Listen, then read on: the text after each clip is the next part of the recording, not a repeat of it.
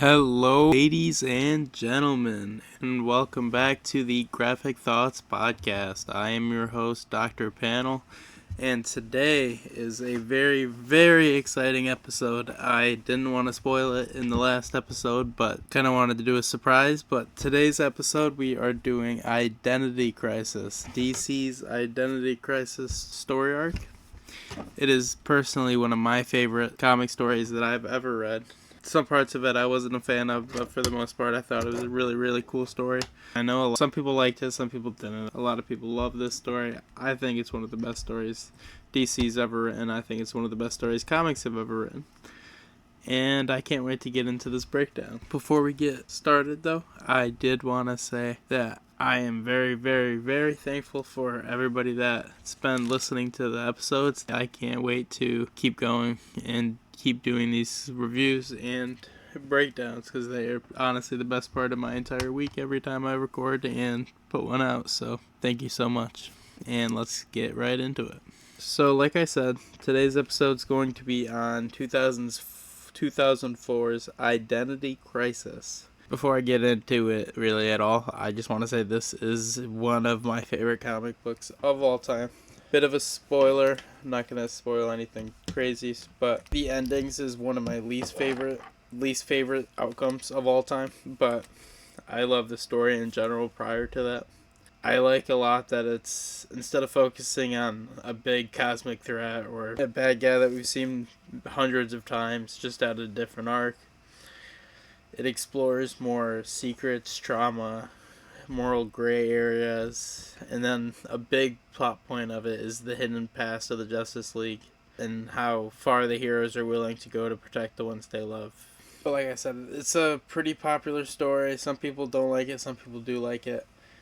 I really, really like it, and I think you guys are going to like the breakdown a lot. It's very, very interesting of a book, and hopefully it gets you to want to, if you haven't already, read the title yourself. But let's get going on the breakdown. So the story begins, like all good superhero stories begin, with tragedy. I find that funny only because that's like the biggest common trope in superhero books is some sort of a big tragedy in their life. Normally the parents dying. But this one, like many others, starts with tragedy. It starts with Sue Dibney, the wife of the elongated man, Ralph Dibney. She's found murdered in their apartment. Obviously, they don't catch them currently happening, so it's not like they know exactly who did it right away. Elongated Man is another, probably my favorite of all of those. Well, no, Plastic Man is actually my favorite. Probably my second favorite of all of those stretchy superheroes, for lack of a better term. Reed Richards is probably a close third, but I really do like Ralph Dibney. A lot of it is that's pretty bad Flash show. I did like his character a lot in that show. Reading the comics, it's not entirely accurate to the comic book character, but it is really interesting. And I think the guy who plays him did a really good portrayal. But Sue Dibney, obviously, like I said, the wife of the elongated man, was murdered in their apartment. The crime scene is shown to be very brutal and personal. They are thinking that whoever did it knew the person, and obviously they were doing this to send a message of some sort. Sue is very beloved in the superhero community, so the emotional impact is huge. It's not just on Elongated Man or his close friends, it's the entire superhero community in general is very distraught on this big loss. Many heroes get together and turn the investigation into a very deeply personal mission to try and get to the bottom of it. Obviously, not only was it one of their colleagues' family that got taken out, but it was one of their friends as well. A lot of them were very close to her. And the entirety of this first part of this book leaves you with the question, who would target a non-powered spouse? It's kind of the key mystery of the story so far. And this introduces the theme that heroes' families are very vulnerable. In this case, even the ones that aren't outly known. Obviously, some people within the superhero community know that Ralph Dibney is the elongated man, but it's not a public secret. So obviously, like I said before, this leads to the investigation from all of these main superheroes. Before I got too deep, I did want to just give a layout of the main people that we're going to be focusing on in this story. Obviously, we got the central main character and Ralph Dibney, the person whose wife was just killed. There's Green Arrow, Oliver Queen, one of the leaders of this investigation to try to get to the bottom of it. He carries a lot of guilt. We have Zatanna, we have Batman, and then some other heroes, characters that are pretty big in this story will be Wally West, Green Lantern, or Wally West's Flash, obviously. Green Lantern, but Kyle Rayner, Green Lantern, probably my second favorite Green Lantern behind John Stewart. We have Ray Palmer, the Atom, and some kind of background hero roles will just be Black Canary, Firestorm, Hawkman, Superman, Wonder Woman. Not that these characters aren't there, they're just less central than the main characters. But I just wanted to kind of give out who's going to be mainly involved in this story before we got too deep into it. Obviously, because we're going to be coming up on the investigation or the results of the investigation from the heroes. And the heroes, that would be Black or Green Arrow, Batman, and Zatanna mainly. But during the investigation, a shocking secret emerges that years earlier, well, this isn't the secret, but we're getting to the secret. Years earlier, the villain Dr. Light broke into the Justice League satellite. I kind of a cutoff here, but I personally know Dr. Light the best from reading the Teen Titans run with, I forget who the author was, but it's the one with Tim as the main Robin in it. It's my favorite Teen Titans run. But that's how I know the Dr. Light the best, and that's actually, funny enough, the first time I read this story, I came across it through the Teen Titans because they do a lot of things throughout the series of that book that interlines with some of the things happening in the mainline DC universe. Everything happens in the same universe as the other stories going on at the time, but these stories, like, I don't remember what it was called for them, but it's basically interlined directly with Identity Crisis, so I had to stop and read Identity Crisis if I wanted to be completely caught up. And that's actually one of my favorite things about comic books in general. When you're reading, like, say you pick up a Spider-Man comic and you're just reading through the series, a lot of the times you'll come across, like, events that you'll be missing something if you don't go back and read this one, so then you want to go back and read that one to get across the same message. Those are, like, my absolute favorite things in comics. It gets very tedious sometimes with certain stories, but it's absolutely one of my favorite things in comics, especially with the comic apps that we have nowadays where you can just pick up, go back and forth, like, between the comics, any comic you want, as long as you have this app and subscription for it. So that is, like, absolutely one of the funnest things to do, in my opinion. But the villain Dr. Light broke out into the Justice League satellite. He assaulted Sue Dibney, a disturbing and controversial element of the story. A lot of people weren't too happy with, obviously, this guy character assaulting this woman character. But after this happened, the Justice League had captured Dr. Light. Some members voted to magically alter his mind so he wouldn't remember that he couldn't repeat the crime, or he wouldn't remember and repeat the crime. In this case, I don't know how actually legal or illegal it is, but I think they cross more of a moral line than anything with them voting to erase his mind and eventually Zatanna magically wiping Dr. Light's mind and his memory altogether. And then even worse than that, they altered Batman's memory when he objected to the idea of them erasing Dr. Light's memory. And this kind of leaves you with the question, are heroes still heroes if they manipulate the minds of other people? Like, that's a pretty fucking crazy thing to do as people that you're supposed to be protecting and you're supposed to be saving lives. That's a pretty big question to think about and to kind of leave yourself with as you move on through the story. And then before you even really get to kind of actually grasp and think about even that fact of it, it's revealed that this wasn't even a one-time event. The League secretly used mind-wiping on multiple villains, making them less dangerous, preventing retaliation against loved ones or themselves. Again, this is one of those big moral questions that I absolutely love when comic books do this kind of thing. Morally, is this wrong? Yes, but is it the right thing to do if it prevents, more people from getting hurt or more attacks or more carnage, more wreckage? So I do think that's a really big and cool question to kind of think about in general with all of that. Obviously, doing it to Batman, I think, was the farthest step they could have gone. That was absolutely a no. But The Dr. Light thing is understandable, and then doing it to other villains to kind of prevent the same, not the same thing, but similar outcomes, obviously is understandable, but is still obviously morally wrong. But as we know just from reading the first two Civil Wars, even if you didn't read any other thing in comics, these kind of oversteppings and taking too much power always leads to consequences. And in this case, the consequences were, like those normally are, the exact opposite of what you do these things to prevent. They wiped these villains' memories, and they wiped everyone's memory to try to prevent worse things from happening. And the consequences are the villains became even more unstoppable and unstable because their minds are constantly being fucked with. And when this secret does come out, trust within the Justice League in general, just like after all the events of Civil War, the trust within the group fractures, and they don't trust each other, they don't believe in each other, they find it harder to support and be behind each other. And I don't need to tell you that that leads to a pretty fucked up scenario if you're going to fight crime as a team. So, and then also Batman's paranoia and contingency planning is kind of linked to the discovery of this betrayal in general. Which, when you mind erase Batman, you had to have known that was going to happen. I mean, he is literally the world's greatest detective. He has contingency plans for his contingency plans. And you thought it was a good idea to pull something like this, and what?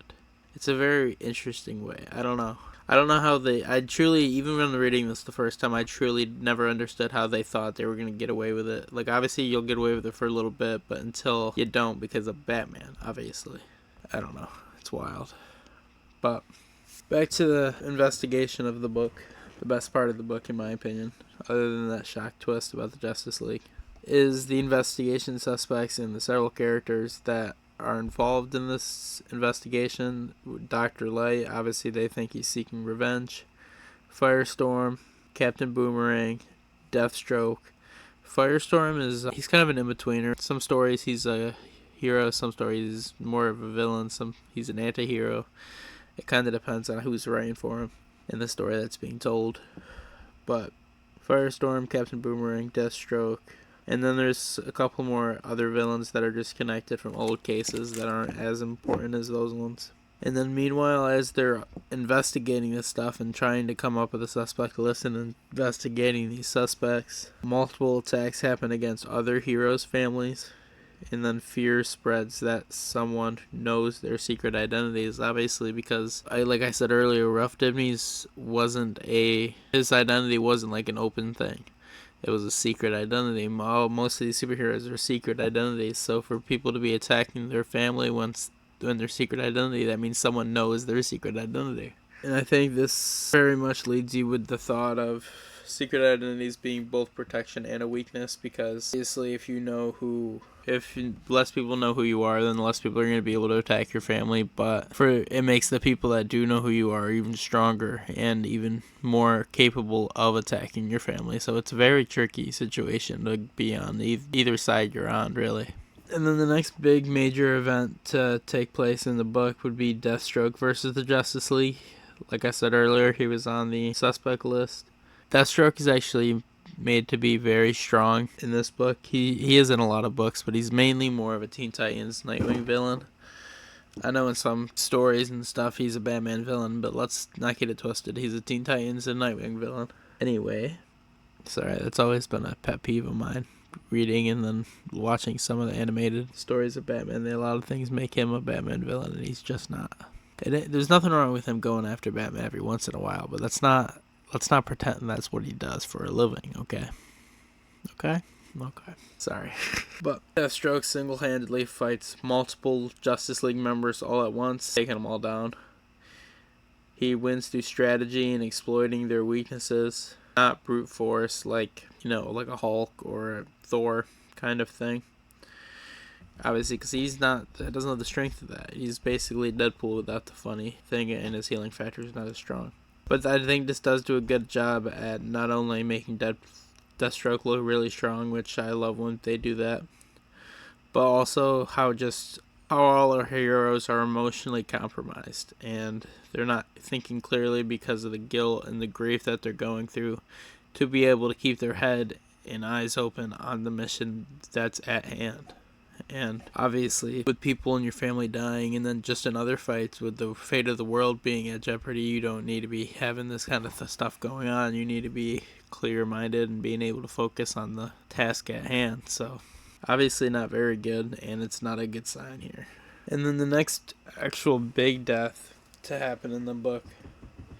See, this one is... I really didn't like this one, only because I have a lot of experience with Jack Drake. Not only from reading the Batmans that were happening around that time with when Tim Drake was Robin. Tim Drake is my favorite Robin, by the way. But also reading those Teen Titans around that time, and then Tim Drake's Robin also got 3 different comic runs of his own book. I think this first series was like 3 to 4 books. The second was like 4, maybe 6 books. And the third one, he was actually the most successful and the first Robin book to run all the way to 100 issues. And I think I've read at least 50 or so of those issues. But you see Jack Drake a lot in those books, and he's a very likable character. So at least for me, this was a very big and impactful death reading it at the time. Tim Drake's father, Jack Drake, is killed during the chaos. Not only, obviously, does this raise the stakes dramatically because another hero's family member got killed, and Tim Drake's also secret identity. So this shows the cost of superhero life extending beyond heroes themselves. Obviously, their families can be targeted and affected in always not usually good ways. And shortly after this is the only part of this story that I absolutely hated. I thought it was such a fucking cop-out. But the more I actually read the story, I guess the more it does fit and make sense with just the emotional arcs of the story. But fuck. The real killer gets revealed here. And the killer is Jean Loring. For everyone that just said who. It's Ray Palmer, the Adams' wife, or ex-wife, soon-to-be ex-wife. They're having a rough time. Her motivation is deeply tragic and disturbing. It actually hurts me to say it. I hated this the first time I read it. She wanted to recreate a superhero crisis, believed danger would reconnect her with her husband, Ray Palmer. She accidentally killed Sue. This twist, I will say, as much as I did not like it, this twist does do a good job of reframing this entire story from what you've already read of it. Obviously, the killing wasn't revenge. It wasn't a mastermind, villainy, obsession, and emotionally unstable. Mastermind, not mastermind or villainy. It was literally just obsession and emotional instability, which led her to do what she did. And I do think it's a really deep character arc, and it's a wild way for them to take it. Makes you even more think about things even more. But to show that the real danger came inside the superhero world the entire time. It wasn't an outside force or anybody that they didn't know. I did want to just talk about for a moment the emotional journey that Ralph Dibny kind of has to go through. Obviously, he represents grief, love, and humanity in this book. Unlike typical superhero acts, he doesn't win. Justice doesn't restore what was lost. His story just shows that sometimes heroes cannot save the people they love the most. Which is a very sad irony, because obviously they're kind of there protecting and keeping safe the people you love the most. And then things like this happen, and it sucks because as strong as they are, Superman can't save everybody. And it sucks, but it happens a lot in these stories, and I think it's really interesting when they do stories like this, or stories like Heroes in Crisis, where they actually show the effects of those events and the things that happen. That's always one of my favorite things. But so I did want to just point out some things that some people you might miss the first time you read it, which is the first thing would be control versus justice. The heroes tried to eliminate, very similar to Civil War. I know I go back to that a lot, but that's one of the most impactful stories in comics, and I think there's a lot to learn from it. So I think that a lot of stories did learn from it and use similar elements or story beats to kind of get their story told better. But it might just be me. Heroes tried to eliminate risk by controlling villains' minds. The end result, they created worse consequences or more risks than they originally thought up to stop. And then 2, the trauma underneath the Silver Age nostalgia. Many characters were traditionally very lighthearted. For example, the elongated man in the jail era. I think the story does a very good job at kind of stripping away all of those lighthearted story beats. And the strips away the traditional bright tone and shows that the psychological damage beneath those classic hero stories a lot of the times will come out, or a lot of the time it'll be so much worse than you could possibly imagine. And I hate to go back to it. We will do this story here eventually, but Heroes in Crisis does a really good job with that too, showing that these aren't just things that happen to these people in their life. These things are affecting them, and these things are changing them, not always for the better.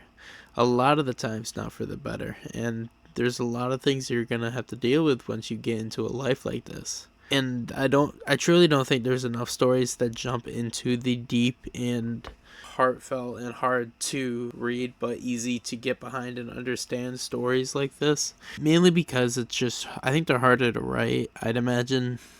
I've never written a story like this, obviously, or a story in any kind, but I would definitely imagine it's easier to write a story like Infinite Crisis or Crisis on Infinite Earth or Flashpoint, something of those nature. A lot of crises in DC, I'm realizing now. That's kind of fucking crazy. They found a title and they stuck with it. Fuck. Heroes in Crisis, Identity Crisis, Infinite Crisis. There's a movie, Crisis on Two Earths, but I don't think that's an actual comic. And then Crisis on Infinite Earth. And there's gotta be more. That's a fucking shit ton of crises. But what was I saying? Forget fucking tangent about Crisis. Anyway, we'll figure it out. But the third big thing I wanted to make sure it was kind of really strongly touched upon was memory equaling identity. If memories are altered, is the person still themselves? Is the person still the person they were prior to their memory being altered, or their memory being wiped? In the Dr. Light's case, it's kind of, did they just wipe these minds of their old enemies, or did they create new enemies by wiping their minds, making them a lot less control of themselves, or could just control in general? Think about it. For Dr. Light's case especially, they wiped their mind of all that entirety event. They wiped their mind of the hatred he had for the Justice League. They wiped his mind about all that stuff. That's gotta fuck with your brain. It can't just be a normal feeling or a normal thing going on after your entire mind of a large event that took place recently in your life just got wiped out of it. That's gotta be a really hard thing. The only people that would really know would be like coma survivors that lost a large portion of their life during that and don't remember it or something of that nature. But it can't be an easy thing realizing that for some reason you don't know why, that there's a big chunk of your lifetime that just isn't there. It's not in your brain. Doesn't exist to you. But then again, you could look at it as, if it doesn't exist to you, then what would you miss it for? I don't know. I guess it's one of those things. But I always thought that was a very interesting thing, and a crazy thing to do. Like, really, for the Justice League, if you really sit down and think about it, and especially if you read older Justice League stories, it's just a wild train to jump on. And it makes sense that Batman was against it, but I felt like there should be more people that were against it. It's a very, very incredible thing that they jumped on so easily, with very, very little negotiation. Just were open to facing all these people's memories just to kind of put themselves in a better standing or put themselves in a better position, which you could argue is a good thing to do, but it's also a very just morally corrupt thing to do. So I don't know, I always loved the aspects that they showed in this book of all these different things. And then I wanted to say that much like Civil War, I know I keep going back to it, this story changed DC forever afterwards. It had a very large impact on the stories written afterwards, and then just the events that took place in those stories afterwards. A lot of DC stories became darker and more morally complex afterwards. I'm pretty sure Heroes in Crisis came out after this. Actually, I know it came out after this. But there was a lot more moral and, we might not be doing what's right here kind of stories after this took place and after this dropped and was as successful as it was, rather if it was hate or love for it. And then this also, stories after this led to Batman's distrust, and these people that he's supposed to be working with side by side on a regular basis increased, and he became a lot more just recluse and not as trusting. I mean, obviously he found out that not only did they do this to the villains that he specifically said it wasn't right to do him to, but they also did it to him. They did it to their own person to cover up their little secret. I'd imagine that's a really hard thing to get by, and just work with these people again afterwards like it's okay. It's a very, very crazy thing to do. And I know I touched on Infinity Crisis Crisis earlier, but the events of this directly do lead to the events of Infinity Crisis. Much like Civil War led directly to Back in Black, the Spider-Man story, or it led to, I forget the name of the story, but when I think it was Norman Osborn took over basically America and turned it into like a police state. I don't remember if that did happen. I just can't remember what story that is. And then also Planet Hulk, I'm pretty sure was directly after that, or shortly after that, which was led in from Hulk dying in Civil War 2. So those kind of things do happen quite often. But I truly think at its deepest level, Identity Crisis is about heroes who secretly crossed the line to protect the loved ones and then had to face the consequences when their hidden choices destroyed the trust and caused tragedy amongst their families and then amongst just them in general. It wasn't something they wanted or something they expected, but it is something that happened, and it's because of the choices that they made, a lot of it. And the choices of the dumb fucking bitch who killed him. I always hated that was her and it wasn't some sort of story. I completely understand why they made it her. Totally makes sense within the confines of the story. Totally makes sense when you're looking for more of a deeper story rather than another supervillain or something of that nature being the cause. But it specifically just being her, I always thought was lazy, if I'm being honest. I never liked it. Even to this day, the more I read it, the more I can understand it now. But I've still never liked it any more than I did the first time I read it. It's very, very, very, like, just kind of takes the wind out of your sails when you get to that point, and you're like, oh, well, okay. But absolutely, absolutely strongly recommend the story. I think it is one of the best stories DC's ever done. I think it's one of the best stories comics have done. Had a lot of very, very interesting elements in it to kind of separate it from just your average comic book story you will read, or really any comic book story you'll read before or after it. I think it does a really good job being its own story. And the mysteries in it, really, obviously, if you've listened to this and then you go and read it, you're going to already know the outcomes and stuff of the story, but they do a really good job with each of the characters kind of explaining why and what they feel about the situation in general. Why they make the choices in the story that they do make or end up making. So, I don't know. I always thought it was a really good story. I think, I gotta think of who wrote it. Oh, God. Alright, I had to cheat and look it up. I couldn't for the life of me remember who it was. I knew it was somebody that I've known and I've read a lot of their the stories that they've written, but I just for the life of me couldn't remember, and I should remember because I'm a wrestling fan and I hate Dave Meltzer, and this guy's name is Brad Meltzer, so I should have known. And I was thinking about this the other day, but I don't know why I couldn't think of it. But he's wrote a lot of other really good stories like the Green Arrow Archer's Quest. He wrote the Justice League Lightning Saga, which was the Justice League and the Justice Society crossover. He wrote the Tornado's Path, which was another Justice League saga, a really, really, really fucking good Justice League saga. We'll probably do that someday for the series, so be excited for that. That's going to be a really fucking good story. And then he wrote a lot of Justice League of America series, so he relaunched the JLA series, actually around this time, around the 2003-2004 time period. This is another really, really good run. Probably, in my opinion, the best JLA run. But Brad Meltzer is a very good writer, so I would definitely read more of the stuff he wrote. And I would definitely read this story if you haven't already. Obviously, I was shitting on the ending of it a bit just because don't like the twist, but even with the twist, it's a very good story, and the twist makes sense, and it makes, realistically, if it was a supervillain or something of that nature, like I was hoping it was going to be, it wouldn't have been as impactful as the actual story was itself, the way they was written, but it's a really, really good story. So you should go either pick it up at your local comic book shop. If you live in Virginia Beach, you can go to Comic Kings. They're really good. I think Kaboom, they're pretty good. They probably will have it somewhere on the shelves. I'm sure Barnes & Noble will have something like that in that nature. Obviously, wherever you are, your local comic shop will probably have something.